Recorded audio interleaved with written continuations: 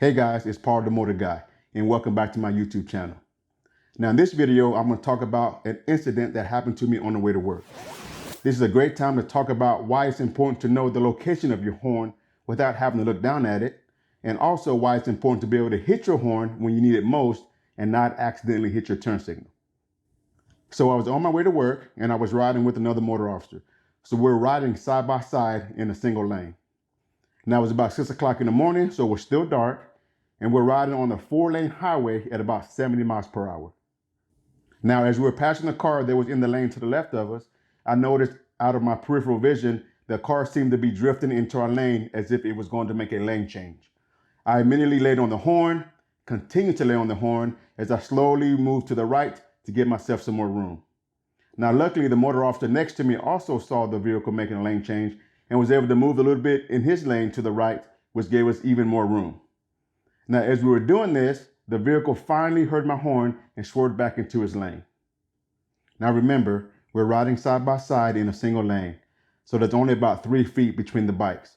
So I'm not able to make an evasive lane change to the right.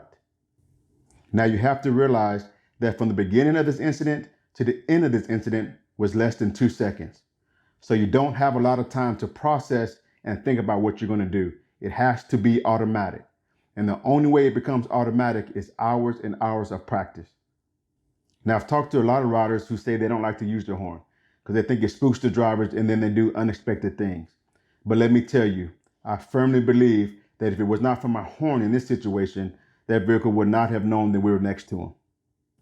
I also believe that many riders may not have made it through that scenario just because of the lack of practice that they do. Now, I have done an in-depth video on the horn where I talk about why it's important, and I give you some practice exercises that you can do to help you be more proficient when it comes to hitting your horn. Now let's talk about one more thing, and that's predicting. You always want to predict what the vehicles are going to do. Whenever I pass a vehicle, I always predict that they're going to make a lane change.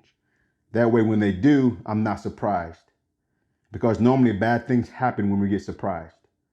Now, the reason I want to do this short video and talk about my incident and how I overcame it is in hopes that one day it will help a fellow rider be successful if ever faced with this type of incident. Now, if you found this video helpful, be sure to like it and share it with a fellow rider. And also don't forget to hit that subscribe button and that bell icon so you don't miss any new videos that I post.